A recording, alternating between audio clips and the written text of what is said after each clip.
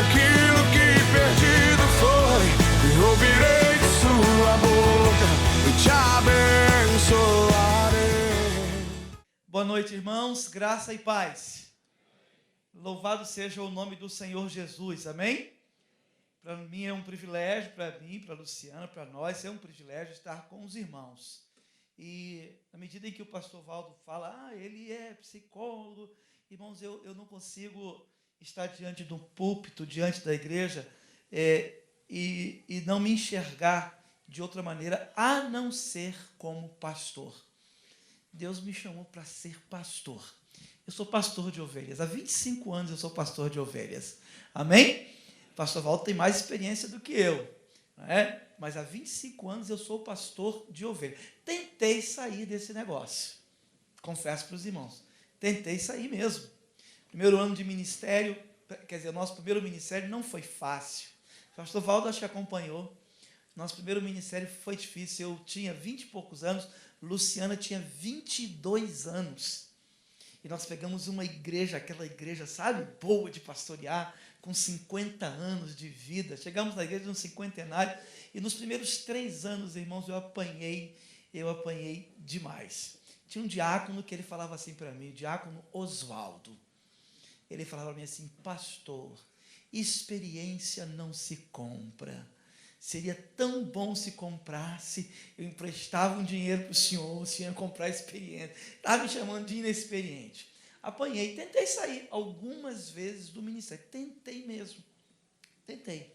Vou fazer faculdade de Direito, vou militar no direito, alguma coisa assim, e vou ajudar uma igreja pequena, ou vou ser pastor no ministério de alguém, mas Deus nunca deixou, e louvado seja o nome do Senhor por isso, amém? Através do ministério, Deus já nos levou a tantos lugares que a gente jamais pensou em ir. E um deles é aqui, conhecer a igreja de Curitiba, a igreja dos irmãos. Que igreja abençoada, os irmãos são bênçãos. Os irmãos são bênçãos. Então, esses 2 dias que nós estamos aqui, Luciana falou ontem e hoje pela manhã, a gente tem observado os irmãos são maravilhosos. Louvado seja o nome do Senhor na vida da igreja. Amém? Conheci gente bacana, conheci os irmãos amadurecidos. O tema da nossa palestra é exatamente esse daí. Transformados pela renovação da mente. Vamos falar juntos? Transformados pela renovação da mente. Esse é o nosso tema. Transformados pela renovação. Vamos abrir em Romanos capítulo 12, verso 1 e 2. Sobe aqui um instantinho para ver. Vamos ler juntos o texto bíblico. Romanos 12, 1 e 2. Foi? Está falhando? Teria que ser comigo. Tá bom? Faz parte. Vamos ler Romanos 12, 1 e 2. Abra a sua Bíblia, aproveite que você tem Bíblia. Todo mundo tem Bíblia aí, pastor? Acho que sim, né? A maioria tem Bíblia. Acesse a sua Bíblia ou abra a sua Bíblia em Romanos 12, 1 e 2. Romanos 12, 1 e 2. É assim mesmo, irmãos. Comigo já aconteceu em outros lugares. Luciano usou tanto ontem e hoje que deve ter a pilha se esgotado. Romanos 12, 1 e 2. Eu vou ler. Foi lá. A mídia conseguiu de lá, né? Romanos 12, 1 e 2. Vamos ler juntos, irmãos? Vamos lá? Rogo-vos, pois, irmãos, pela compaixão de Deus, que apresentei os vossos corpos em sacrifício vivo, santo e agradável a Deus, que é o vosso culto racional. E não vos conformeis com este século ou com este mundo, mas transformai-vos pela renovação da vossa mente, para que experimenteis qual seja a boa, agradável e perfeita vontade de Deus. Verso 3, porque pela graça que não tenha de si mesmo mais alto conceito do que convém, mas que pense de si sobriamente, conforme a medida da fé que Deus repartiu para cada um. Curve a sua fronte mais uma vez, vamos orar, vamos falar com Deus. Nosso querido Deus e nosso soberano Pai celestial, nós rogamos nesta hora, em nome e por amor de teu Filho Jesus Cristo, a tua graça, tua bondade, ação e poder do teu Espírito Santo sobre cada um de nós. Queremos ser ministrados pela tua palavra, queremos ser ministrados nesta noite pelo teu Espírito Santo, queremos ser tratados pelo Senhor.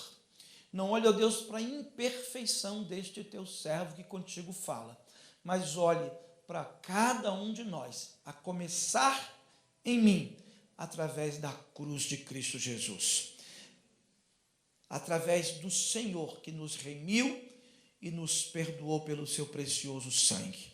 Fala conosco mais uma vez nesta noite. Assim nós oramos em nome de Jesus. E o povo que crê diz: amém. Pode sentar, irmãos. Meus queridos irmãos, o pastor Valdo nos deu assim uma bateria de temas para tratar com os irmãos, né? Temas que são abordados na psicologia, mas temas que estão presentes na Bíblia. Quando eu li esse texto do capítulo 12, versículo 3, quando o apóstolo Paulo diz: porque pela graça que me foi dada, digo a cada um dentre vós, que não tenha de si mesmo mais alto conceito do que convém, mas que pense de si sobriamente.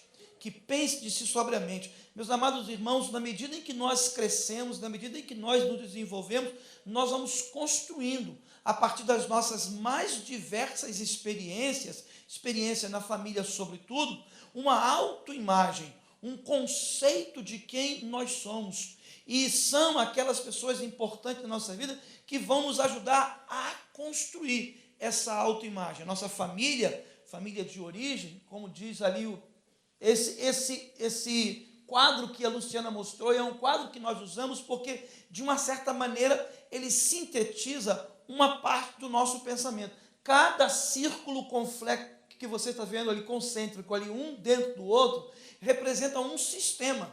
Eu e Luciana somos um sistema conjugal, um sistema que pertencemos a um outro sistema chamado sistema familiar.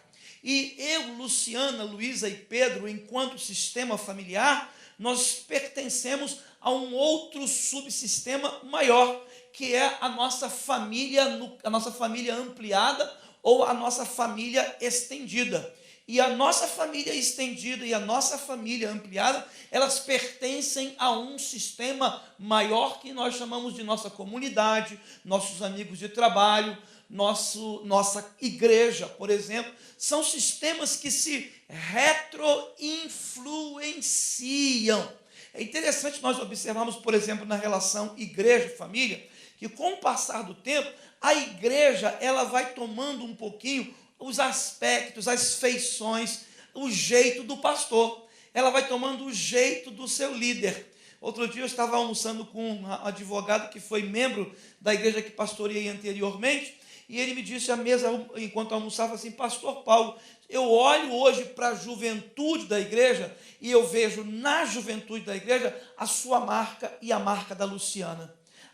O perfil, a maneira de ser que vocês foram construindo ao longo de 8 anos de pastorado naquela igreja, está presente na vida dos jovens que foram seus adolescentes, que foram seus jovens e hoje são os adultos da igreja. Então, há um campo de influência que é retroinfluenciador. Eu influencio a igreja influencia a mim, nós nos influenciamos um ao outro. E por causa disso, a gente tem que entender que a autoimagem que nós construímos, ela não nasce do nada.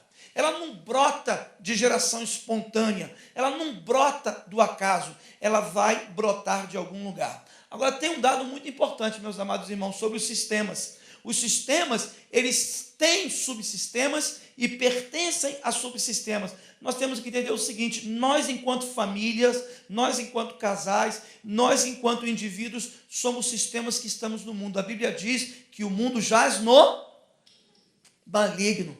O Senhor Jesus Cristo diz que peço que não os tire do mundo, não é? Mas que os proteja do mal. Nós estamos no mundo, nós temos uma influência, meus amados irmãos, do pecado, nós temos uma influência muitas vezes das trevas, mas nós temos hoje uma influência poderosa na nossa vida, que é o Espírito Santo de Deus. Quantos creem nisso? Digam amém.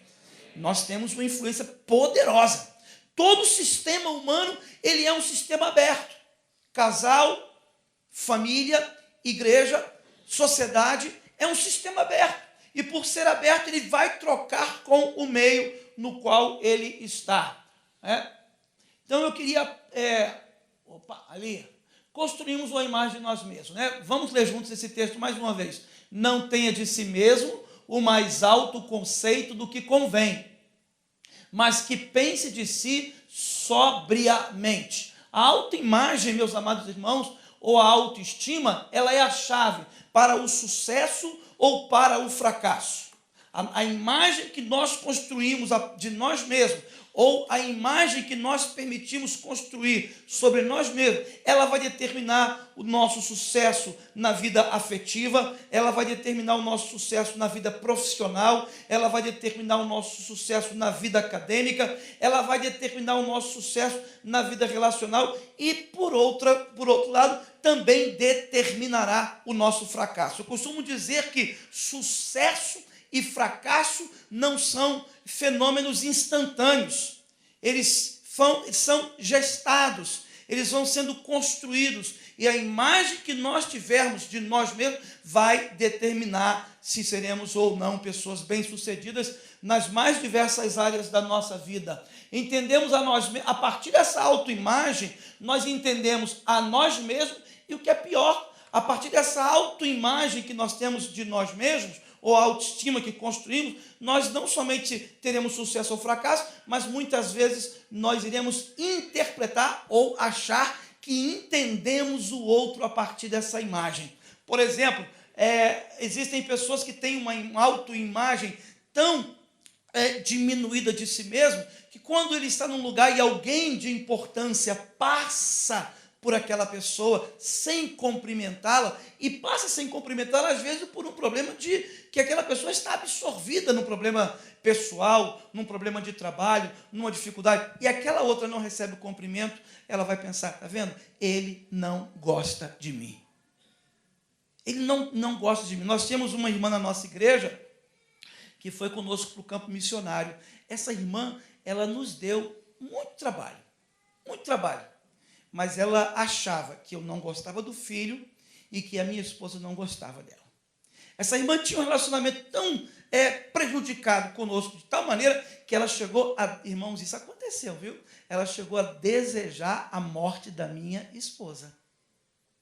Mas Deus tratou aquela irmã, Deus tratou. Hoje, irmãos, ela é a nossa missionária na Junta de Missões Nacionais, cuidando de mulheres, porque nós tratamos aquela questão da autoimagem, da autoestima que estava prejudicada. Quantos irmãos estão entendendo isso? Levantem as mãos. Às vezes o pastor passa pela ovelha, absorvido. Se o pastor Valdo é uma pessoa que às vezes está muito absorvido nos seus problemas, ele vai passar e alguém vai achar, o pastor não gosta de mim, o pastor não me aceita, o pastor não me ama. Na verdade, o fato dele passar, ou qualquer outra pessoa ter passado direto pelaquela situação, não tem a ver com você, tem a ver com a maneira como ele está naquele momento, absorvido em preocupações, absorvido em trabalho, e a gente começa a fazer leituras equivocadas a partir dessa autoimagem. Leituras equivocadas de nós mesmos e fazemos leituras equivocadas dos outros também. Essa autoimagem ou essa autoestima, ela é a chave para compreendermos como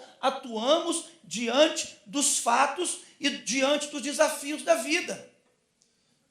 A vida coloca para nós, meus amados irmãos, desafios. A vida coloca diante de nós fatos, e dependendo de como nós enxergamos a nós mesmos, nós vamos ter um comportamento evitativo. Nós vamos ter um comportamento de esquiva. Nós vamos ter um comportamento de fuga diante daquele desafio ou daquela situação que nos é colocada.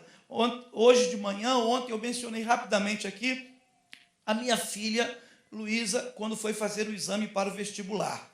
Na minha época chamava vestibular, hoje em dia se chama Enem. Enem. E Luísa, quando foi fazer o exame para o vestibular, nós paramos o carro, estacionamos, e a Luísa começou a passar mal. Começou a se sentir enjoada.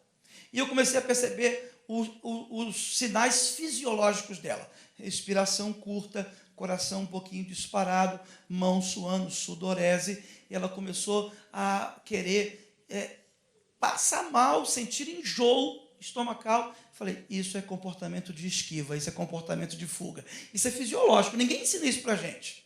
A fisiologia ensina a gente a lutar ou fugir diante dos desafios. Isso é um fato. Ninguém vai ensinar esses dois comportamentos. Nós nascemos com ele. É o que os estudiosos chamam de comportamentos filogenéticos. Eles nos acompanham e acompanharão a espécie humana enquanto ela viver. Diante dos desafios, diante dos estresses, nós vamos ou lutar ou nós vamos nos esquivar. E eu lembro como se fosse hoje, minha filha começou a desenvolver aquele comportamento de esquiva ali. E eu detectei, e aí eu orientei, eu conversei com ela, fui induzindo-a a fazer uma respiração mais pausada, mais profunda, mais cadenciada, e a fisiologia foi normalizando. Ela entrou para fazer a prova, graças a Deus, passou para a faculdade onde ela queria, e hoje está do meio para o fim da faculdade de engenharia naval. Louvado seja Deus por isso, amém? Mas se eu não tivesse ali, meus amados irmãos, poderia dar pane. Poderia dar pane. Por quê? Ela se sentia pequena diante daquele grande desafio. Uma adolescente de 15 anos se sentia pequena. Então, a autoimagem ou a autoestima, ela é a chave também para compreender como nós atuamos diante dos fatos e diante dos desafios da vida. Existem pessoas, pastor Valdo e meus amados irmãos, que às vezes não conseguem assumir um cargo ou assumir uma função de liderança da igreja, porque às vezes elas não se veem como tais. A visão que elas têm de si mesmas, a autoimagem que foi construída para elas, é uma autoimagem que as impede, que sabota de assumirem posições de liderança. Mas a Bíblia diz que o Senhor nos chamou para sermos sacerdócio real, nação santa, povo adquirido. Amém, igreja? Amém, amados? Quantos de nós já deixamos de assumir desafios por causa da autoimagem que nós temos? Mas essa autoimagem, ela é construída de diversas maneiras. Tá? A autoimagem ou autoestima, que é a chave para compreender como nós nos sentimos acerca de nós mesmos, ela é formada pela nossa cognição, que é o nosso conhecimento, pelos nossos pensamentos, pelas nossas emoções e pela nossa fisiologia. É muito importante nós entendermos que esses fatores, todos esses, eu colocaria mais um ali, que é o ambiente. Eu colocaria mais um, o ambiente. A cognição, as emoções e a fisiologia e os pensamentos, eles se influenciam mutuamente. Quantos creem nisso? Levantem as mãos.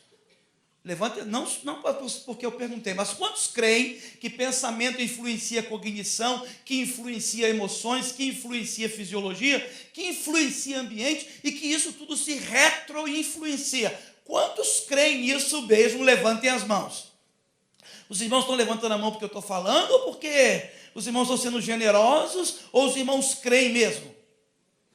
Os irmãos têm exemplo disso? Vamos tentar dar alguns exemplos aqui rapidamente, tá? Vamos ler o texto bíblico que está ali? Assim como a água reflete o rosto, o coração reflete quem somos. Vamos repetir esse texto, irmãos? Assim como a água reflete o rosto, o coração reflete quem somos. Ou seja, nós não somos isso daqui não.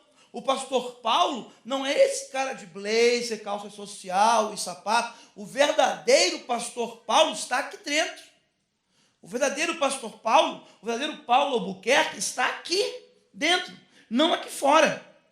Quando a Bíblia diz que assim como a água reflete o rosto, o coração reflete quem somos, a Bíblia quer dizer o seguinte, que nós somos aquilo que há dentro do nosso interior. E na Bíblia, meus amados irmãos, é muito importante deixar claro aqui, nós, ocidentais, somos filhos de um pensamento. A Luciana falou sobre o homem fragmentado, o homem compartimentado.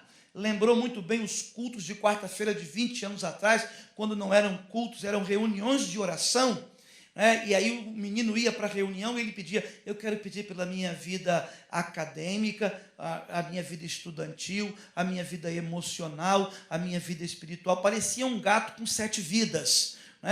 nós temos uma mentalidade do homem compartimentada. Mas, queridos, isso não é bíblico. Isso não é bíblico. Nós aprendemos a pensar a partir do homem como sendo corpo, alma, ou corpo, alma e espírito. Ou seja, pensamos do homem a partir de uma visão ou dicotomista ou tricotomista. Mas eu quero dizer para vocês, pastor, me permita dizer, isso tem sido questionado severamente. Os irmãos que gostam de estudar, vou indicar 2 livros aqui para vocês estudarem. Antropologia do Antigo Testamento, de um autor chamado Hans Walter Wolff, um alemão. Ele faz um tratado teológico do Antigo Testamento. Ele prova no Antigo Testamento que o homem é um ser integral. Hans Walter Wolff, Antropologia do Antigo Testamento. O outro livro, Unidade na Pluralidade, de Garcia Rubio. Foi meu professor lá na PUC, na Universidade Católica do Rio de Janeiro, quando tive a oportunidade de estudar na década de 90. Ele vai provar para nós que no Novo Testamento também, esse negócio de corpo, alma e espírito são expressões distintas para se referirem a aspectos diferentes, mas não como a partes do homem. O homem é um todo. Amém? O homem é um todo. Mas como é que nós passamos a pensar assim? Nós passamos a pensar assim, sobretudo o ocidental, a partir do platonismo e do neoplatonismo e depois a partir do cartesianismo. Nós pensamos assim, de forma compartimentada. Graças a Deus, isso está caindo. Nós passamos a pensar agora de forma ecológica, de forma complexa e de forma sistêmica. Ecológica, complexa e sistema. Ou seja, o homem é um todo imerso em diversos sistemas, faz parte de diversos sistemas. Querem ver um exemplo? Minha família. Eu, Luciana, Luiz e Pedro. Nós temos ali vários subsistemas. Subsistema dos homens, eu e Pedro. Subsistema das mulheres, Luciana e Luísa. Subsistema dos adultos, agora praticamente nós 4. Eu, Luciana, Luísa e Pedro. Mas há bem pouco tempo atrás, as etapas do ciclo vital, nós temos o sistema de adultos e o sistema de crianças, de adolescentes. Na igreja eu costumo deixar isso bem claro, o subsistema de homens e o subsistema de mulheres, e eu procuro fazer eventos só para os homens da igreja, para que os meninos da igreja aprendam a ser homens com os homens da igreja. Às vezes eu faço um acampamento e eu falo para os homens da igreja, levem os seus filhos. E quando nós fazíamos, eles iam com os filhos pequenos para o acampamento, porque os filhos pequenos, os meninos, os homens da igreja precisam aprender a ser homem com os homens da igreja. Quantos estão entendendo isso? Hoje em dia nós temos uma questão muito séria de sexualidade, porque não há mais homem nas famílias. Não há mais homens. Quando há separação, o camarada sai e deixa o filho com a mulher.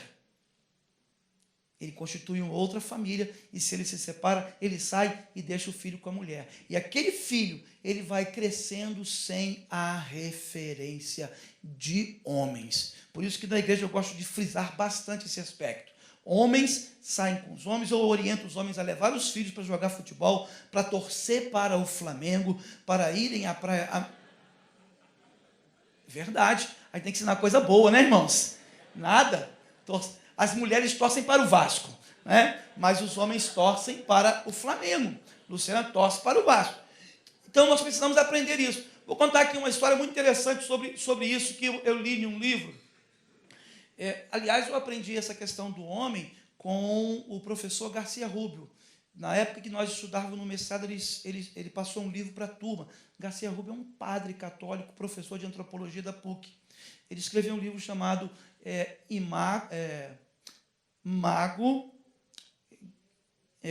Guerreiro e Amante, Mago, Guerreiro e Rei. É o livro dele. Dele não, de um outro autor. E o subtítulo é Arquétipos de uma Masculinidade Madura. E ele vai dizer nesse livro, a tese desse livro é o seguinte, que a sociedade ocidental não tem mais arquétipos para uma masculinidade madura. E que o que é pior, a sociedade ocidental, no Brasil eu vejo isso, os ritos de passagens para os homens caíram, não existem mais. Não existem. Na minha época existia. Na minha época nós tínhamos vários ritos. O não crente, para ser homem, o pai levava o não crente para a casa da luz vermelha. É ou não é verdade? Quem lembra dessa história aí? Esse era um ritual de passagem. Ou então, um outro ritual de passagem muito presente na minha geração, servir o exército. Tinha uma frase que todo mundo dizia naquela época: você precisa servir o exército para aprender a ser homem. Ritual de passagem. Quando chegava no exército, o cara cortava o cabelo, botava uma farda, mudou, virou homem. Para os homens não tem mais rituais de passagens. Para a mulher tem. Para a mulher tem rituais de passagem naturais. Por exemplo, quando a mulher ganha o primeiro sutiã, é uma festa entre ela e as meninas. Quando chega a menarca, né? Os irmãos sabem o que é a menarca? Todo mundo sabe, né? Homem talvez não saiba não, né? Quem tem filha sabe. Menarca é a primeira menstruação. Quando a menina tem a primeira menstruação, a família inteira de peso diz para ela assim: olha, agora você é uma mocinha. Ela é alçada a um outro subsistema. É uma mudança. Até bem pouco tempo atrás havia a passagem debutante, a festa de 15 anos.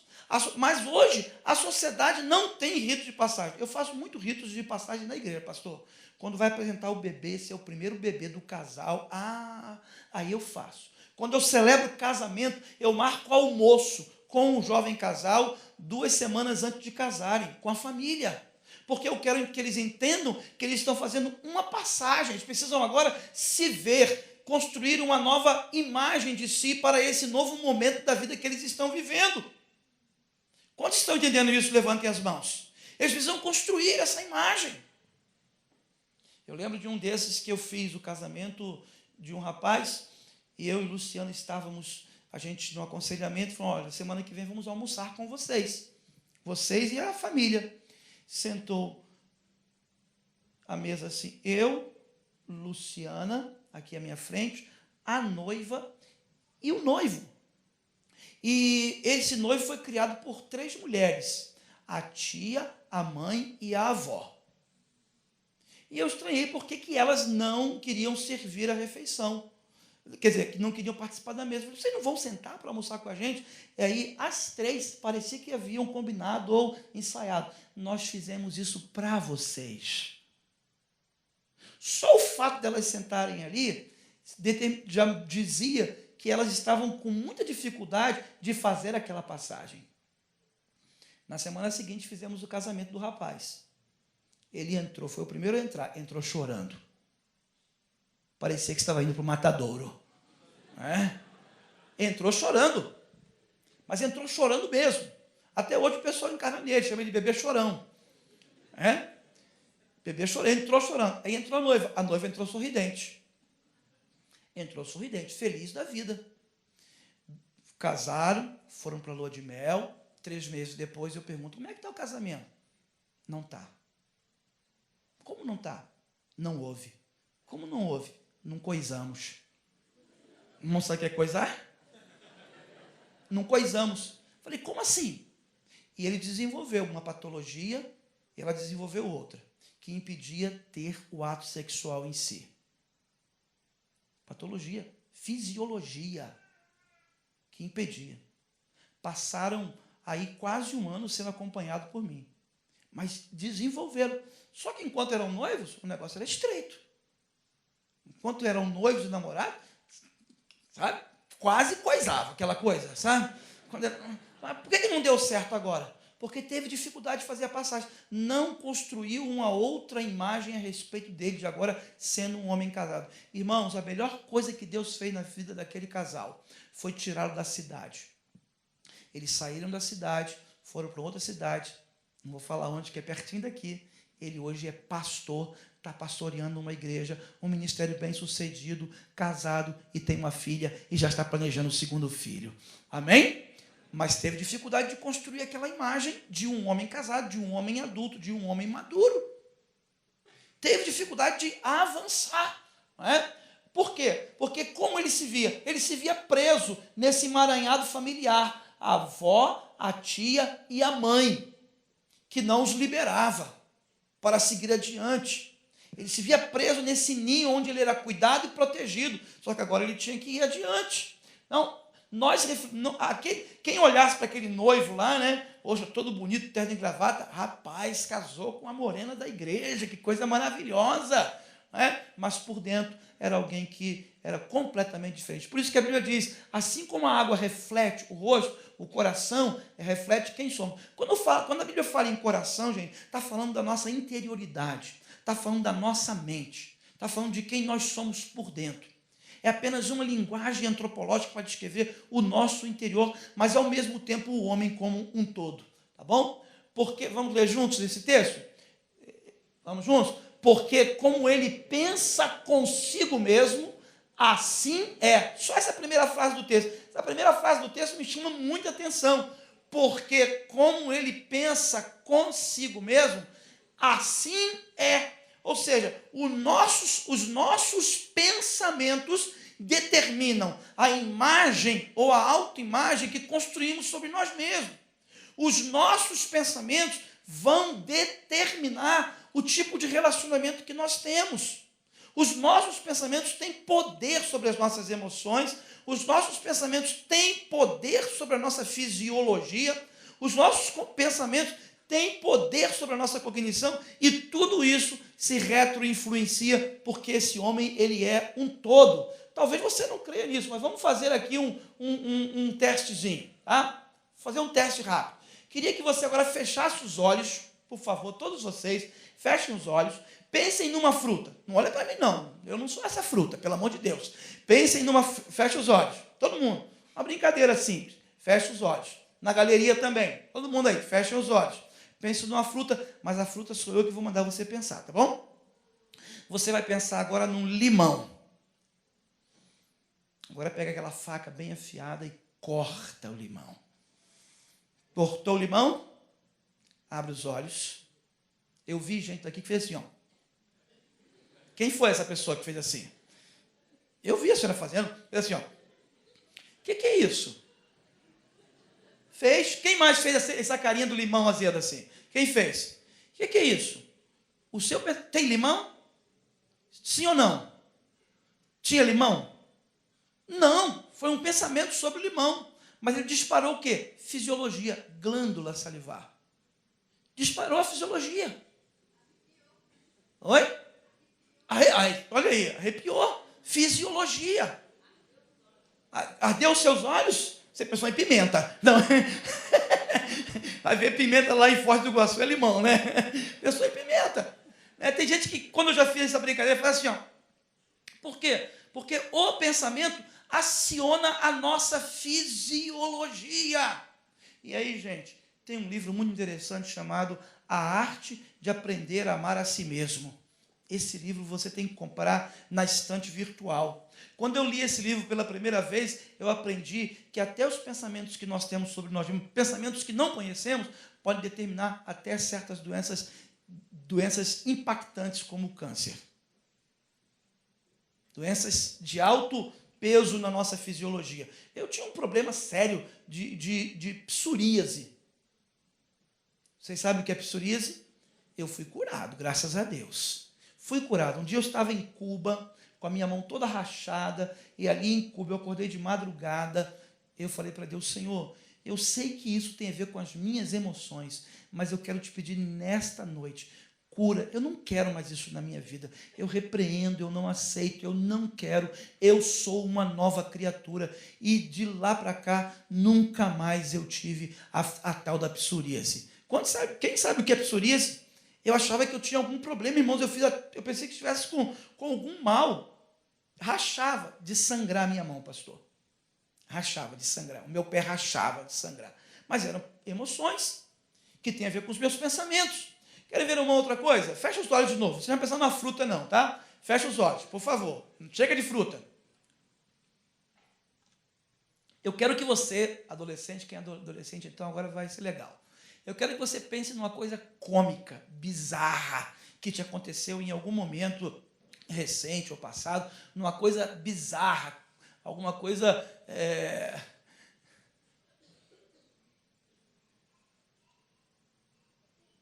Um mico.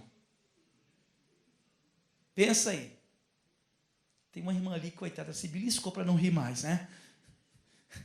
Deve ser muito engraçado. Pode compartilhar com a gente? Não, né? Pode abrir os olhos. Essa coisa bizarra estava acontecendo realmente? Estava acontecendo virtualmente. Está lembrando de alguma agora, né? Está lembrando quando a Luciana botou gasolina em vez de botar óleo diesel no carro lá em São Michel, na França, e nós ficamos parados na estrada até tarde. É coisa bizarra. Aconteceu agora? Não, mas está aqui. Só que isso não mexeu na fisiologia. Isso mexeu em outro aspecto. Mexeu nas emoções. Mexeu no humor.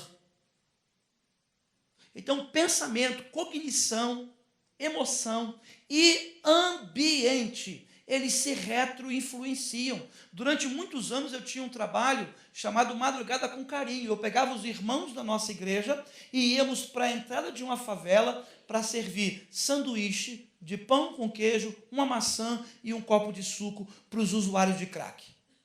Quem fazia isso comigo nesse trabalho eram gente da minha igreja que saiu do vício, saiu das drogas. E quando nós chegávamos de madrugada, tipo meia-noite, 1h da manhã, tinha um forró na entrada da favela, chamado Forró do Seu Martins. E quando era noite, não tinha mais barulho de carro, aqueles irmãos que um dia foram ex-usuários, eles ficavam assim, quando eu os via no silêncio, eu falava assim, está viajando, não está? Está indo lá, não está? Poxa, pastor, estou mesmo, como é que o senhor sabe? Eu sei, porque o ambiente, ele deflagra, ele dispara emoções, ele dispara fisiologia. Quem tem problema de dependência química tem que mudar de ambiente. Vocês estão entendendo isso, sim ou não? Então, isso vai influenciar a nossa imagem. Vamos, olha o limão aí, famoso aí, tá? Vamos continuar aqui, olha. A autoimagem ou a autoestima afeta crucialmente todos os aspectos da nossa experiência. Como agimos no trabalho, no amor e no sexo. Isso aqui era para o encontro de casais, mas deixar para outro momento, tá? Sexo e amor, vou deixar para outro momento. Mas a pessoa que tem uma autoimagem diminuída no relacionamento afetivo amoroso, ele vai sempre pedir prova. Ah, você me ama mesmo? Ah, você me ama mesmo? Vai sempre ficar sugando e querendo do outro, demandando do outro uma certeza de que o ama ou não. Porque ele mesmo não tem... É amado, mas ele não tem a segurança. Mas por quê? Porque o outro não ama? Não, é porque ele não se admite como alguém que pode ser amado. E onde começou isso, gente? Quando começa isso? Também afeta como atuamos como pais. Como os pais. Irmãos, é interessante que pai e mãe que têm uma autoestima diminuída... acontece nesse seio familiar um fenômeno chamado de parentalização dos filhos. Os filhos viram pai dos pais. Viram pais dos pais. Eu comecei a atender uma jovem outro dia, trabalha numa grande estatal. Tem 2 semanas que eu comecei a atender essa jovem. Trabalha numa grande estatal lá no Rio de Janeiro. Trabalha na área da economia. E ela fez uma prova para quando o Brasil começou aquela quebradeira, ela achou que essa estatal vai quebrar, porque era a estatal que estava no meio da quebradeira do Brasil. E essa jovem fez uma prova para uma empresa na Bélgica, onde nenhum brasileiro trabalhou. Ela trabalhou lá. Ela foi trabalhar. Foi trabalhar, ficou 2 anos. A família, abre aspas, a trouxe de volta. A família trouxe de volta. Aí ela voltou para a estatal onde estava, porque ela não saiu de vez, pediu uma licença não remunerada, voltou e saiu de vez. Só que ela veio me procurar porque ela tem a seguinte crise. A seguinte crise dela ela é quem tem um bom emprego, tem um bom salário, e ela é quem mantém a família. Mantém a mãe e as irmãs, não mantém o pai. Aí eu comecei a falar, fala dos momentos significativos da sua vida. Aí ela, primeiro momento significativo. Eu acho que o primeiro momento importante da minha vida foi quando minha mãe se separou. Como assim? Quando minha mãe se separou, quando eu tinha mais ou menos 14 anos, eu falei para minha mãe, mãe, não dá certo, separa. Aí sabe o que a mãe disse? Eu precisava ouvir isso para criar coragem e me separar dos seus pais. Naquele momento, aquela mãe que não tinha forças para tomar decisões, tomou decisão em cima da decisão da filha e a transformou a filha em mãe dela, mãe e mãe das suas irmãs. Hoje ela tem quase 40 anos, tem um excelente emprego, é solteira, não tem os seus filhos. Eu falei, você não precisa de filhos. Suas irmãs são suas filhas. Sua mãe é sua filha. Porque a autoimagem dessa mãe é uma autoimagem diminuída. Então, isso vai influenciar como nós atuamos como pai e mãe. Quantos estão entendendo isso? Levantem as mãos. Provérbios, Salmo 127. Salmo 127 diz o seguinte, que se o Senhor não edificar a casa, em vão trabalham os que há. Se o Senhor não guardar a cidade, em vão vigia a sentinela. Inútil será levantar tarde, repousar tarde, dormir tarde. E o texto diz, porque o Senhor supre os seus amados enquanto dormem. Aí o texto diz assim, olha, eis que os filhos são herança do Senhor, e o fruto do ventre, o seu. Aí tem aquela palavra, os filhos são como flecha nas mãos do valente. Quem é valente, levanta a mão aí. Irmão, levanta a mão com convicção. Quem é homem, levanta a mão aí. Agora tem que levantar, pelo amor de Deus. Quem é homem? Uma vez eu pregando na Barra, na igreja do pastor Josué, falando sobre esse congresso de homens. A palavra valente, por isso que tem duas traduções possíveis, valente e guerreiro. No Salmo 127. A palavra valente e guerreiro dá a ideia que não é aquele, numa sociedade tribal, o curumim.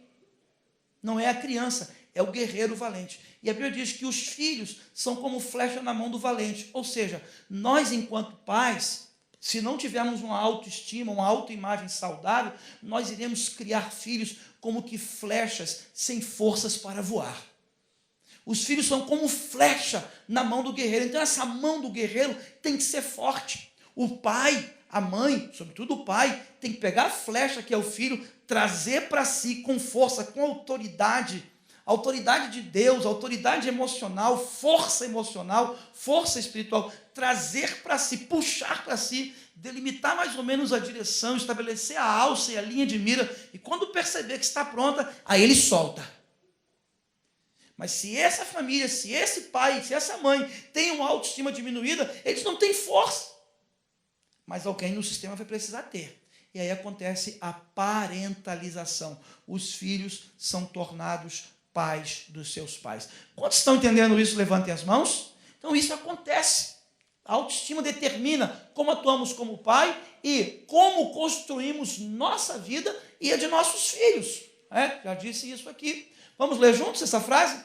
Nossas reações aos acontecimentos cotidianos são determinadas por quem e pelo que pensamos que somos. Pelo que os dramas da nossa vida são reflexo das visões mais íntimas que temos de nós mesmos. Quantos assistiram aquele filme Quem Quer Ser um Milionário? Quem Quer Ser um Milionário? Dois jovens criados na mesma condição financeira, econômica, dois irmãos, um virou marginal e o outro virou uma pessoa resiliente. A vida foi desastrosa para os dois, mas ambos, cada um agiu de uma maneira diferente. É como aquela história de dois irmãos que foram criados juntos. O pai era alcoólatra, o pai todos os dias batia nos filhos e na esposa. Um dia a esposa faleceu. Aí um irmão disse para o outro, da mesma faixa etária, falou assim, mano, mamãe faleceu. Se papai batia na gente com a nossa mãe, agora ele vai espancar. Vamos embora. Os dois irmãos foram embora. Puseram uma roupinha na mochila, pegaram um trem e foram para uma cidade grande. Na cidade grande, por acaso, os dois se perderam. Mas os dois, cada um no lugar, teve a mesma ideia. Vou pedir um dinheiro a alguém. E chegou um para uma pessoa e falou assim, olha, o senhor me presta ou me dá um dinheiro para eu fazer isso, isso, isso? Toma aqui, está aqui o dinheiro. E aquele jovem foi, pegou o dinheiro, comprou alguma mercadoria, vendeu, multiplicou, se tornou um empreendedor e no futuro já era uma pessoa de negócio. O outro teve a mesma ideia. Pediu dinheiro a alguém, usou aquele dinheiro. Quando acabou, ele voltou para outra pessoa e pediu dinheiro para outra pessoa. Um dia, aquele irmão que virou empreendedor foi convidado para dar uma palestra. Por que ele era bem sucedido como empreendedor? E no meio da palestra, ele disse, olha, sabe o que aconteceu? Quando eu era pequeno, meu pai era alcoólatra. Minha mãe faleceu, meu pai batia em mim, meus irmãos, e eu tomei uma decisão com o meu irmão, sair de casa. Quando eu saí de casa, eu pedi dinheiro a alguém emprestado pela primeira vez. Eu trabalhei, multipliquei aquele dinheiro e vim multiplicando até hoje, e hoje eu construí o que construí. E aqueles jovens ouviram aquela palestra. Mas quando foram embora, tinha um rapaz sentado lá fora, pedindo dinheiro. E alguém falou: rapaz, você é tão jovem, está pedindo dinheiro aqui. Por que você está nessa situação? Aí ele disse a mesma coisa. Não, sabe o que aconteceu? Quando eu era pequeno, meu pai era alcoólatra. Minha mãe faleceu, meu pai agredia a mim, meu irmão. Nós dois tomamos uma decisão. Eu saí, pedi dinheiro a alguém, e até hoje eu estou nessa situação. Ou seja, mesmo contexto, mesmo ambiente, comportamentos diferentes diante das situações da vida. Quantos irmãos estão entendendo isso? Comportamento diferente. Aquilo que acontece conosco não é tão importante. O mais importante é o que nós fazemos com aquilo que acontece conosco. Mas o que nós fazemos com aquilo que acontece conosco será determinado pela maneira como nós enxergamos a nós mesmos. Será determinado pelas nossas crenças. Será determinado pelas nossas convicções. Por isso que os dramas da nossa vida são reflexos das visões mais íntimas que nós temos de nós mesmos. Como são formadas as imagens ou as visões que temos a respeito de nós mesmos? Como é que ela é formada? Você está na idade adulta, você é um jovem, você que é pai e mãe, que quer formar filhos que tenham uma imagem equilibrada, uma imagem saudável deles mesmos. Quantos aqui são pai e mãe que querem formar uma imagem, uma autoimagem nos seus filhos equilibrada? Digam amém.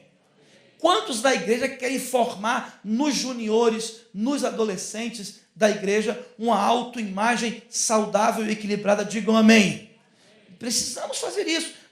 Temos que então aprender como se forma a autoimagem, positiva ou negativa, funcional ou disfuncional. Ninguém aqui é filho, é produto do acaso, do destino simplesmente. Nós hoje pensamos sobre nós mesmos, mas isso foi construído sem que percebamos. Então está lá novamente o nosso modelinho lá. Aquela primeira bolinha ali significa o indivíduo. A segunda esfera, a família nuclear. A terceira, família ampliada, os amigos, a sociedade, a cultura e o mundo que jaz no maligno. Estressores verticais. Queridos, sem que nós saibamos, sem que percebamos, padrões de pensamentos, padrões de comportamento, mitos, segredos, legados familiares são passados dos pais para os filhos, dos filhos para o neto, de geração a geração. Por exemplo, eu tenho um problema que de vez em quando é motivo de briga lá em casa. Eu devo confessar que de vez em quando a gente briga, tá, irmãos? Nós não somos um casal perfeito. Não existe casal perfeito. A gente briga. Um dos motivos pelos quais nós brigamos lá em casa são as chaves de casa. As chaves. Eu não ando com chave. Eu já fiquei preso dentro de casa, porque não tinha chaves. Eu já fiquei preso fora de casa, porque não tinha chaves. Eles estavam na porta do cinema, eu liguei: vocês estão aonde? Ela: que está onde? Ela: você está onde? Com essa voz de cachorro perdido que caiu da mudança. Eu falei: eu estou aqui na porta de casa. Ela: está sem chave. Eu não ando com chave. Há uns 6 meses aconteceu Eu sei porque que eu não ando com chave. Eu sei. Eu tenho que ir no psicólogo para tratar isso. Eu sei porque que eu não ando. Tenho mesmo. Eu tenho que ir no psicólogo. Eu sei porque que eu não ando. Quando eu era pequeno, menino, meu pai saía todas as manhãs para trabalhar. Todas as manhãs. 4h30 da manhã, meu pai se levantava. Aí ligava o relógio. Rádio, relógio. Cada minuto é um milagre que não se repete. Aí ele se arrumava, preparava para trabalhar. A primeira coisa que ele fazia era assim: ele me tocava no calcanhar. Falava: filho, levanta, fecha a porta, que o pai vai sair para trabalhar. Ou seja, meu pai não levava chave. Era eu que tinha que ir lá, fechar a porta para ele sair para trabalhar. Irmãos, eu fiz um dia, eu saí de manhã para ir para a igreja, bem cedo. Não sei se foi para a igreja. Eu formulei a mesma frase.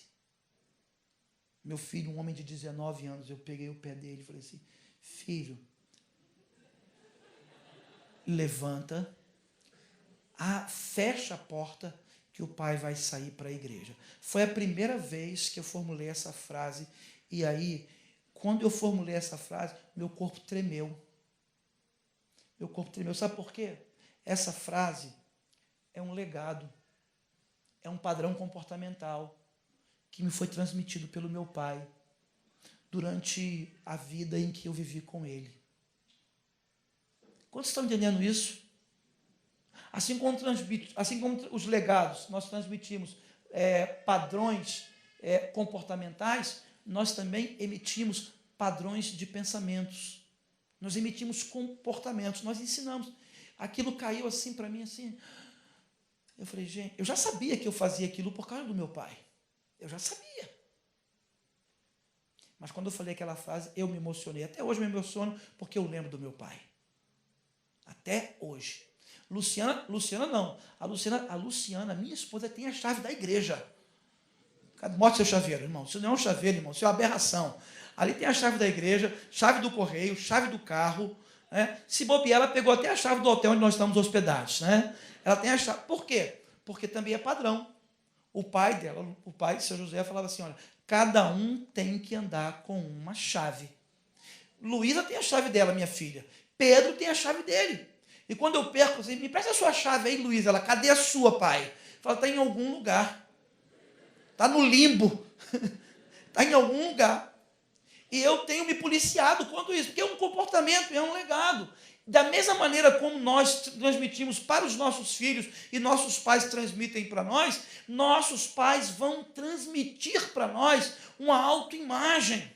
Aquele pai que, por exemplo, em algum momento disse para o filho assim, olha, você não serve para nada. Tudo que você faz dá errado. Tudo que você não vai conseguir isso. No mundo, a pessoa que aquela criança mais acredita é o pai e a mãe. E se o pai e a mãe dele formulou uma frase dessa natureza, dessa ordem, em algum momento, vai chegar um momento em que aquele filho não vai acertar alguma coisa. E aí, por ele não acertar alguma coisa, a cognição dele vai falar assim, meu pai tem razão, tudo que eu faço dá errado. Meu pai tem razão, minha mãe tem razão. É por isso, irmãos, que nós temos que aprender a celebrar todas as conquistas dos nossos filhos. Amém? Temos que aprender. Passou da 5ª para a 6ª série. Vai, faz um almoço, leva para comer pizza, faz alguma coisa. Passou para o ensino médio. Tem que criar marcos. Tem que criar etapas. Crie etapas. Celebre. Celebre. Seu filho vai sair do berço, vai para a cama. Leve-o para comprar a roupa da cama nova. Leve-o para comprar o pijama novo. Fazer a transição de forma segura. Então, nós somos formados dessa maneira, meus amados irmãos. Continuando aqui, olha, vamos ver mais um pouquinho aqui. Olha aqui, essa imagem é uma outra maneira de dizer aquilo que estava dizendo. Olha para lá, a formação do nosso modo de ser. Nós recebemos do ambiente estímulo. Esse ambiente pode ser uma situação familiar, uma situação pessoal, uma situação profissional. Nós vamos responder a esses estímulos. A resposta é isso aqui. É uma resposta emocional, é uma resposta fisiológica, é uma resposta comportamental. Nós temos um tipo de resposta que já vem no nosso programa, já vem no nosso chip. Tá? Já vem no nosso chip, que é a resposta de luta e fuga. Se você ouvir um tiro daqui, ouvir um estampido igual do Rio de Janeiro, o carioca não sai do lugar, que está acostumado, não foge mais. Mas o gaúcho ou o curitibano vai sair correndo. Porque já está nele. Já está nele. Essa resposta é filogenética. Mas na medida em que a gente dá uma resposta, tá? Emocional, fisiológica, comportamental, que naquele momento foi bem sucedido, isso se retroalimenta e vai criando, então, criam esquemas, e aqui é no nível neuronal. A neurociência diz que neurônios que disparam juntos se fortalecem juntos, criam engramas, esquemas neuronais. Então, criam os esquemas vão criar crenças, e as crenças vão criar pensamentos. pensamentos que vamos chamar de pensamentos automáticos. O fato de ser pensamento não quer dizer que é verdade. Você pensou no limão. Tinha um limão? Não, só um limão virtual, não era um limão de verdade. Mas é um pensamento sobre limão, disparou. Mas o seu pensamento vai ser eliciado ou estarcado pelas suas crenças. E as suas crenças são estartadas pelos seus esquemas neuronais. Eu uso isso aqui para trabalhar com pessoas que estão com questões da sexualidade um pouco confusa. A pessoa falou para mim, pastor, mas eu sou assim. Eu falei, não, você não é, você está. Você está. E aquela pessoa que, por alguma questão familiar, tinha uma crença, tinha uma crença de que achava que era. Ela tinha uma crença, achava que era, por exemplo, homossexual. Achava que era. E ela teve um estímulo, dessa ordem. Aquilo reforçou um esquema. E aquilo foi se perpetuando e foi se consolidando. Tem que desmontar todo esse esquema. Por isso que o apóstolo Paulo diz, transformai-vos pela renovação da vossa mente. A mente se transforma. Amém, igreja? E se a mente se transforma, quer dizer que nós podemos ser transformados. Então, olha só, na medida em que os esquemas, esquemas estão aqui embaixo. Isso aqui é um modelo cognitivo, uma visão cognitiva do ser humano, né? Cognitiva comportamental. Na medida em que os esquemas são construídos, as crenças se estabelecem, pensamentos passam a dominar e um padrão preferencial se consolida. Consolida-se um modo de ser. Quando vocês estão me acompanhando e entendendo, digam amém. Amém? Agora, como eu disse, o sistema é aberto. Por isso que eu faço essa circunferência com uma linha tracejada. Porque o sistema é aberto. Sistema vivo é aberto. O menor sistema vivo, a célula, é aberto. O maior sistema vivo, a nossa Via Láctea, é aberta. E por ser aberto, ele recebe inputs de toda ordem.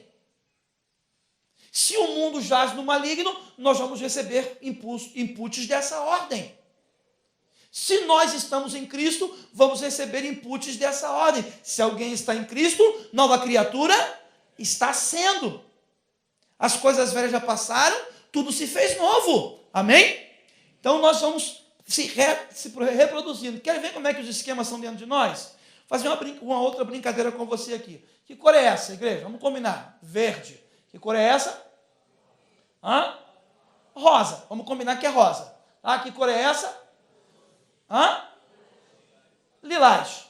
E essa é marrom. São 4 cores.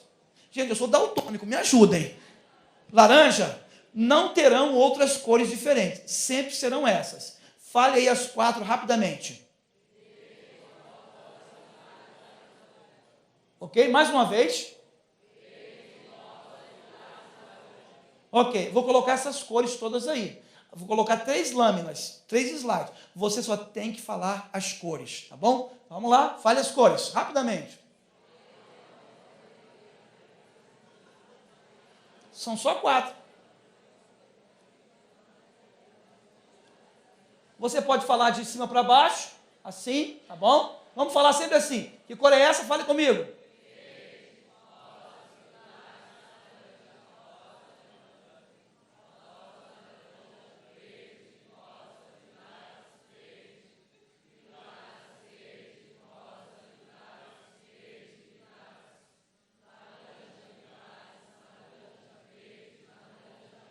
Ok, é só falar as cores, tá bom? Próxima lâmina.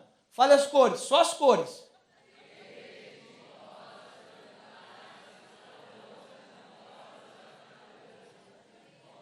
Só as cores. Aqui.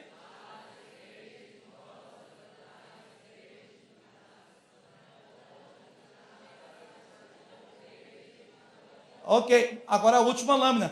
Por favor, só as cores. Fala, só as cores.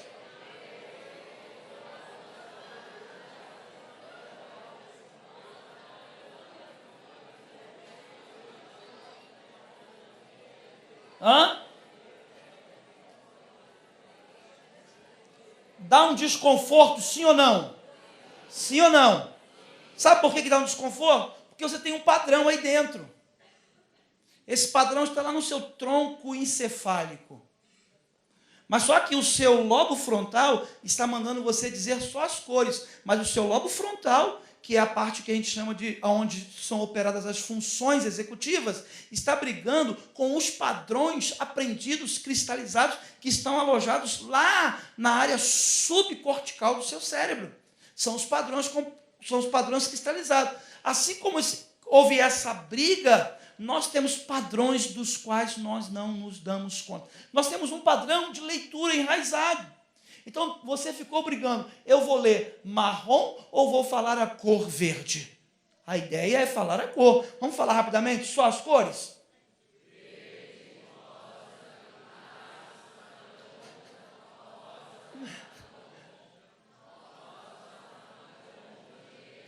Não, verde não. Verde está lendo, irmão, não é para ler, não. Você percebe que o padrão que está lá dentro está determinando o comportamento? Estão conseguindo entender isso? O padrão introjetado de leitura está determinando o comportamento ler. Na verdade, a tarefa não é ler, é descrever a cor. Então, nós temos padrões que nos guiam, que nos conduzem, que nos direcionam. O irmão está até agora, que cor é aquela? Eu leio, eu falo. Vou deixar aí para você, tá bom? E está em nós. Eu não sabia, mas desde pequeno eu fui recebendo aquele input, né? O homem sai para trabalhar e não leva a chave. O homem sai para trabalhar e não leva a chave. O homem sai para trabalhar e não leva a chave. Hoje eu sou um homem de 50 anos, saio para trabalhar e não levo a chave. Está aqui dentro. Eu tenho que quebrar esse padrão. Tem que fazer terapia do esquema. Cognitivo-comportamental não dá mais jeito. Tem que ser terapia de esquema mais profundo. É no nível mais basal. Tá? Então, olha lá. Os esquemas são formados. Uma vez formados esquemas, eles geram crença. Quando eu falo crença aqui, não é necessariamente crença religiosa. É como eu vejo ou como eu creio. Como eu creio que o mundo é. Como eu creio que o outro é. Como eu creio que eu sou. Mas o fato de nós crermos não quer dizer que é o certo. O apóstolo Paulo, quando dá o testemunho dele lá no livro de Atos dos Apóstolos, quando ele fala, conforme a mais severa seita, eu fui fariseu. E ele diz, em determinado momento do seu testemunho, e eu acreditava que deveria fazer tais coisas contra a seita dos nazarenos. Ele fazia aquilo, não porque ele era ruim, não porque ele era mau, não tinha uma questão meramente moral, não. Havia ali uma crença determinando o comportamento dele. Quantos estão entendendo? Então, como você foi formado, aquilo que você crê, aquilo que você vê, aquilo que você sente sobre você mesmo, né, as suas crenças sobre você, que são formadas pelos esquemas desde cedo, vão formar pensamentos automáticos. E esses pensamentos vão gerar uma resposta emocional. Se as crenças são crenças cuja autoestima ou autoimagem é diminuída, a resposta emocional pode ser uma resposta de fuga. Pode ser uma resposta evitativa. Pode ser uma resposta de esquiva. Aí vem a ansiedade, aí vem a depressão, vem muita coisa a reboque disso. Né? Então vamos continuando. Desde a infância, leiam comigo, por favor. Desde a infância, as pessoas desenvolvem determinadas crenças sobre si mesmas, outras pessoas e seus mundos. Nós desenvolvemos. Tem um livro muito interessante que eu li quando eu comecei a pastorear Braz de Pina.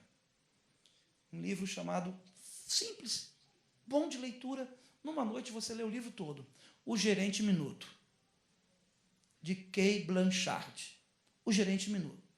Comprei esse livro na década de 90, 96, 97. Comecei a pastorear, não tinha nenhuma experiência de gestão. Ainda não tenho tanto. Comprei esse livro, comprei quase a coleção toda, li. Há 3 anos atrás eu fazia um curso de mestrado em missiologia e me passaram esse livro para ler. Aí foi uma alegria, porque eu fui revisitar o livro. E o Kay Blanchard, ele tem uma coisa muito interessante. Ele diz que o gerente minuto, ou o gestor minuto, ele tem que saber ensinar ou demonstrar para o seu liderado qual é o padrão, qual é o perfil, qual é o modo de ser da empresa.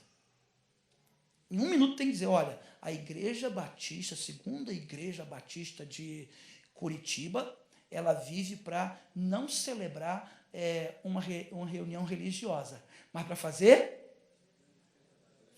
uma grande celebração. Ele estava passando ali, o padrão, está passando. Se o gerente minuto detectar que o seu liderado não correspondeu ao padrão esperado, ele tem que te dar a repreensão minuto. Repreensão minuto. E a repreensão minuto é o seguinte, olha, eu amo você. Aqui estou falando na linguagem de pai para filho. Olha, você é importante para a empresa, você é importante para a igreja. Mas o pai para o filho, a mãe para o filho, você sabe que nós amamos você. Mas esse comportamento que você teve não é o que a gente espera.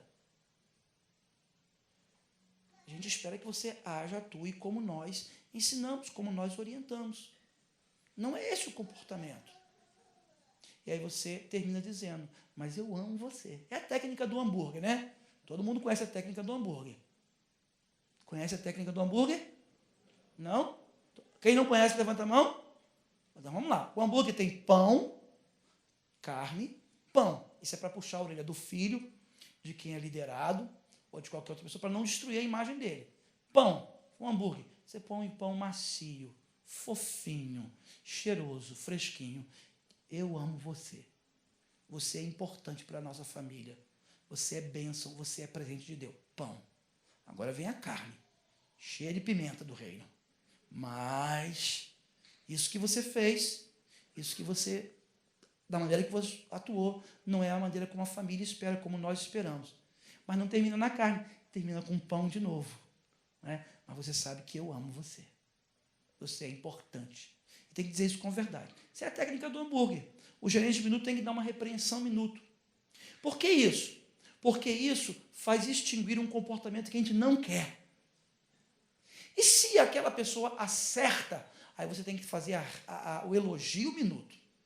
A repreensão minuto é lá nos bastidores. Chama no gabinete, chama no quarto, não expõe a pessoa, não fala da pessoa, mas do comportamento. Mas o elogio não, é público, solta fogos, celebra. Olha, show de bola isso que o João fez. Galera, João vem aqui. Olha, João fez isso. Meu filho, você tá... Bota lá no grupo da família. Gente, o Pedro passou para a prova do Pedro. Elogia. Aí você vai construindo imagens. Aquele menino vai ficar poderoso. Eu lembro quando eu comecei a pastorear a nossa igreja, a gente tem um trabalho de viagem missionária que nós ficamos 15 dias fora. Quando eu cheguei nesse trabalho, os meninos dormiam com as mulheres. E só os homens adultos dormiam no alojamento sozinhos. Eu falei assim, não, acabou. A partir de hoje, os meninos vão dormir com os homens. Aí as mães do grupo pisaram firme. Esse pastor está pensando que ele é o quê? Vai tirar o meu filho da gente? Os meninos vão dormir com eles lá no frio. Eu falei, não, irmãos, os meninos vão dormir com os homens. Lá no Piauí, verão, quente, a gente trabalhando. Chegava à noite, eu virava para os meninos do grupo e falava assim, olha, vocês hoje mandaram bem pra caramba. Vocês são fera. Vocês são demais. Meninos pequenininhos. Pegaram caixa, subiram em poste, subiram em água, puxaram o fio, fizeram isso, aquilo, outro. Vocês são fera. À noite, quando as mulheres forem dormir, os homens vão sair. Eles arregalavam os olhos. Os homens vão sair. Vamos para onde, pastor? Eu descobri uma lanchonete que tem sorvete, que tem hambúrguer, a gente vai ser só os homens. Irmãos, eu lembro como se fosse hoje, a primeira noite. Meu filho, na época, tem 10 anos isso. Meu filho tinha 9 anos. Vitinho deveria ter uns 8 anos. Tomaram banho, colocaram roupa. Quando os homens foram sair, estufaram o peito, parecia um galinho de briga, né? Andando pela rua com os homens. Autoestima. Cheguei da última viagem missionária na Chapada Diamantina, tem 2 semanas. Esses meninos é quem fazem o trabalho pesado. A gente construiu uma imagem com eles. Quantos estão entendendo isso? construímos uma imagem com ele. Porque desde a infância. Começa cedo. Tá? As crenças vão determinar como as pessoas respondem às adversidades. Essas crenças que são formadas por esquemas, que vão disparar pensamentos automáticos, eles vão responder com base nesse filtro. Tudo o que acontece conosco, tá? Uma situação familiar, uma situação pessoal, uma situação profissional, uma situação ministerial, tudo o que acontece conosco, todo estímulo vai demandar uma resposta. Mas essa resposta será intermediada por esse esquema aqui. Está claro isso, sim ou não? É isso que acontece conosco. Então, as crenças vão determinar como as pessoas respondem às adversidades e que significado dão. Que significado dão aos golpes da vida? Qual é o significado que eles dão? Ah? Esse mesmo fenômeno, as crenças, vão possibilitar qual perspectiva você deve ter, positiva ou negativa. Isso é construído desde a infância. Qual é a perspectiva? As crenças viabilizam as pessoas transcenderem, irem além, ultrapassarem, ou as crenças, numa autoimagem pequena, façam com que elas congelem, não caminhem. Tá? E aí nós começamos, voltando aqui, só para voltar aqui, olha, pensamento. Os esquemas produzem crenças que produzem pensamentos automáticos. Nós temos uma série de pensamentos automáticos aqui que queremos passar, tá bom? Esquemas do nosso modo de ser. Adivinhação do futuro. Isso é uma forma de pensar, é um pensamento automático disfuncional. Adivinhação do futuro. Vamos ler juntos? A pessoa prevê o futuro do tipo as coisas vão piorar ou que há perigos pela frente. Por exemplo, vou ser reprovado no exame. Não conseguirei o emprego. Isso não vai dar certo. É igual aquele irmão que veio para a igreja doido para trabalhar. E aquelas outras pessoas falam assim, rapaz, já tentamos isso, não vai dar certo não. A gente já fez isso aqui e não deu certo. Não deu certo naquele momento, naquela circunstância, mas hoje pode dar certo. Mas a pessoa tem pensamentos de adivinhação do futuro. Um outro esquema, catastrofização. Vamos ler esse aqui? A pessoa acredita que o que aconteceu ou acontecerá é tão terrível e insustentável que não será capaz de suportar. Por exemplo, seria horrível se eu fracassasse. Não vai dar certo. A pessoa catastrófica em tudo. Tudo que é colocado diante dela, ela lê por uma lente catastrófica. Mas ela lê por uma lente catastrófica porque a sua autoimagem está diminuída. Quantos estão entendendo isso, irmãos? Vamos continuar. Temos vários pensamentos aqui. Rotulação. A pessoa atribui traços negativos a si mesmo e aos outros. Por exemplo, sou indesejável.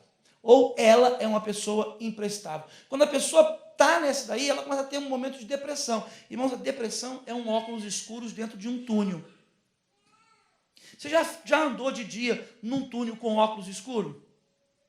É terrível. Terrível. Lá no Rio de Janeiro eu atendo nas sextas-feiras na Barra da Tijuca e outro dia me chamou a atenção. Estava dirigindo de óculos escuros no túnel. E parecia que tudo estava... Não havia luz. Aí eu tirei o óculos. E havia luz. Naquele dia chegou uma menina para eu atender, ela chegou chorando. Eu virei para ela assim, tira o óculos e saia do túnel. Tire o óculos. Ela, que óculos, Paulo? Eu falei, tire o óculos. A depressão é uma lente de óculos escuros, são lentes de óculos escuros que colocam você dentro de um túnel. Lá fora, a realidade é outra. Precisamos tirar a lente, precisamos enxergar lá fora. Quantos estão entendendo isso? Mas se a nossa autoimagem não for boa, esse óculos fica apegado com a gente. A gente vive com ele, a gente acorda de manhã, fez sol. Ai, gente, está sol hoje. Ó dia, ó azar, ó tristeza. No outro dia, quando você acorda, não fez sol, é nublado. Porque dizem que aqui em Curitiba são 4 estações no mesmo dia, não sei se é verdade. Não é? Ai, meu Deus, está nublado, ó dia, ó azar, ó tristeza.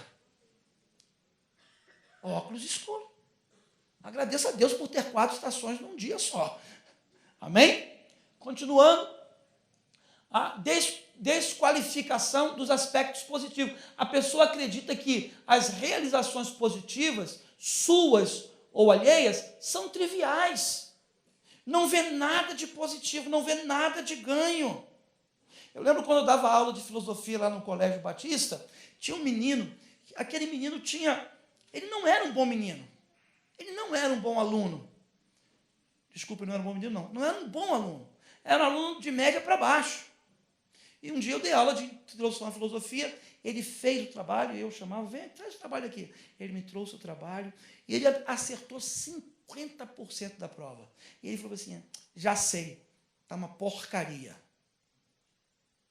Ele falou isso mesmo, já sei, está uma porcaria. Já veio com um rótulo, está uma porcaria. Eu falei assim, não, cara, está uma porcaria não. Olha aqui, você acertou isso. Olha aqui, ponto para você. Olha aqui, você acertou isso. Ponto para você. Você acertou isso. Meus irmãos, naquele dia, quando eu fazia assim, o menino respirava fundo. Ele fazia assim. Naquele dia em diante, aquele garoto mudou. Porque ele só enxergava o negativo. Mas ele passou a enxergar o positivo. No final do ano, ele era professor do 9º ano, ele passou para a FAETEC no Rio de Janeiro. E ele me procurou lá na escola. Pastor, passei para a FAETEC. Falei, eu sei, você é capaz, você pode. Porque nós podemos todas as coisas naquele que nos fortalece. Amém? Diga comigo, posso todas as coisas naquele que me fortalece. Mas se a nossa autoestima está ali enraizada de forma negativa, a gente vê só aspecto negativo. Não vê o aspecto positivo. Que eu vou falar como sair, então, desse trama, como sair desse esquema de uma autoimagem negativa, tá bom? Voltando para o nosso tema, vamos falar juntos? Transformados pela renovação da mente. Então, a mente precisa ser transformada. A nossa mente se transforma. Louvado seja Deus por isso. Mas como é que nós transformamos essa mente? Ela é transformada através da verdade da palavra de Deus. Leia comigo a última frase. Transformada através da verdade da palavra de Deus. Irmãos, assim como eu fui ouvindo do meu pai, desde a infância, de que o homem sai para trabalhar e não leva chave, eu preciso ouvir da palavra de Deus o que Deus diz a meu respeito. Eu preciso ouvir da palavra de Deus, como Paulo diz, que pode todas as coisas naquele que o fortalece. Eu preciso ouvir da palavra de Deus que aquele que está em Cristo, nova criatura é. Assim como a voz comportamental do meu pai foi me formando, a voz de Deus, palavra de Deus, precisa formar essa nova mentalidade. Quantos estão entendendo isso? Digam amém. Agora, por que isso? Por algumas razões muito simples, irmãos. Por quê? Vamos ler juntos a primeira frase? Jesus diz, santifica-os a tua palavra é a 2 Timóteo 3,16, dos versículos centrais para a minha vida, toda a igreja. Toda a escritura é divinamente inspirada e proveitosa para ensinar, para repreender, para corrigir.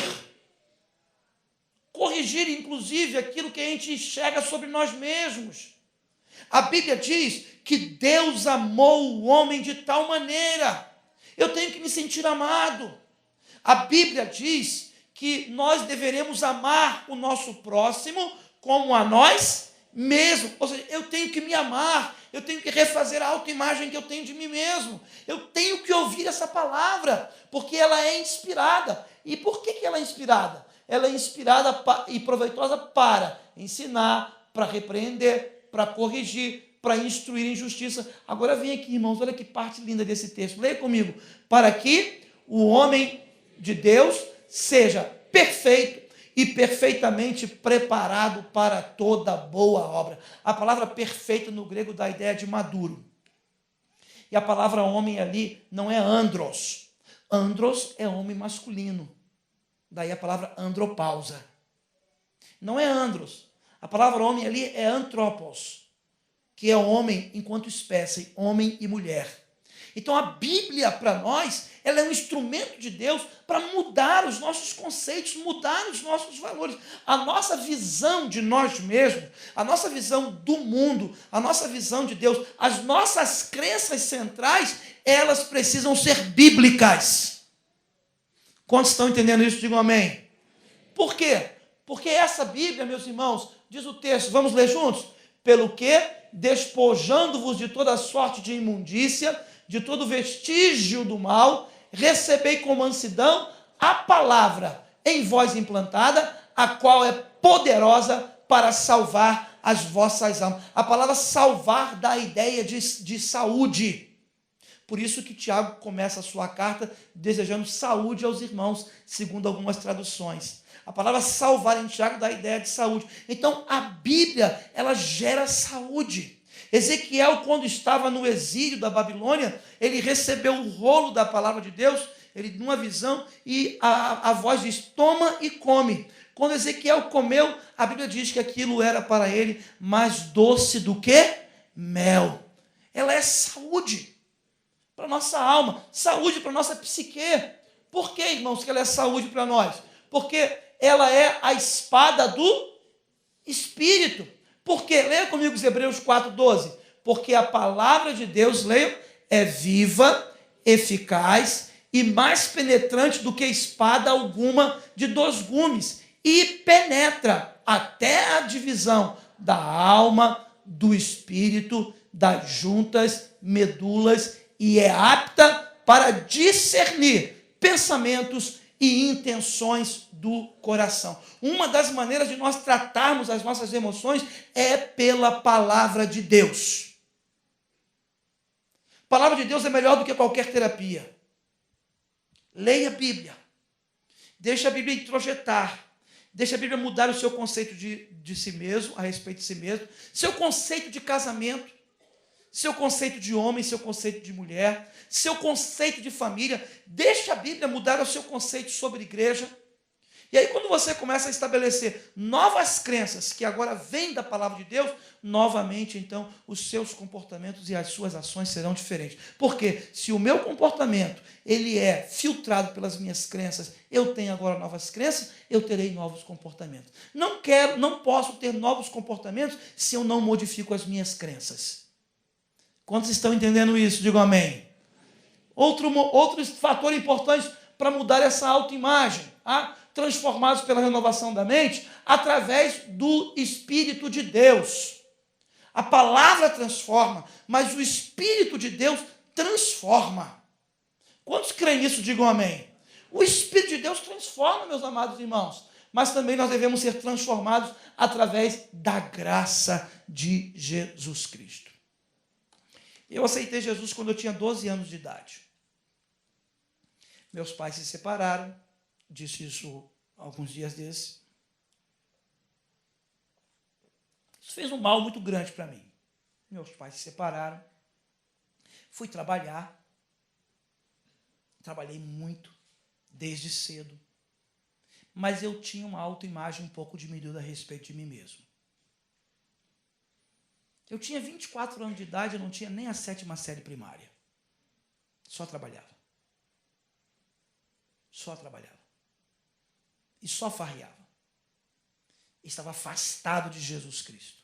Aceitei quando menino, mas por causa da separação dos meus pais, eu me afastei. Quando eu voltei para o Senhor, aquele jovem inseguro, aquele jovem ansioso, foi transformado pela graça de Jesus Cristo. E estou em processo de transformação, porque se alguém está em Cristo, nova criatura é. As coisas velhas já passaram, eis que tudo se fez novo. Com 25 anos de idade eu voltei a estudar. 7ª série primária. De alguma maneira ou de outra eu terminei o meu 1º grau e o 2º grau num tempo recorde. Fui fazer supletivo por conta própria. Fui para o seminário Betel, fazer o curso básico de teologia. Fui para o seminário do Sul, fazer teologia. No ano de 1996, pela graça de Deus, consegui passar para o mestrado em teologia na PUC, Rio de Janeiro. 96. melhor do que alguém? Não era melhor do que ninguém. Mas a palavra, o Espírito e a graça de Jesus mudou o que eu pensava a respeito de mim mesmo.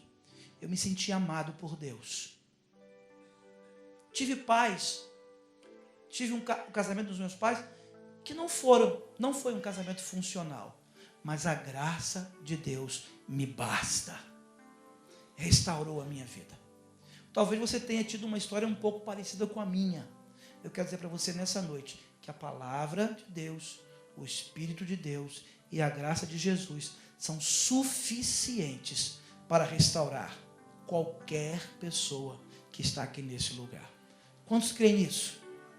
O apóstolo Pedro tem um texto que ele diz assim, vamos ler juntos?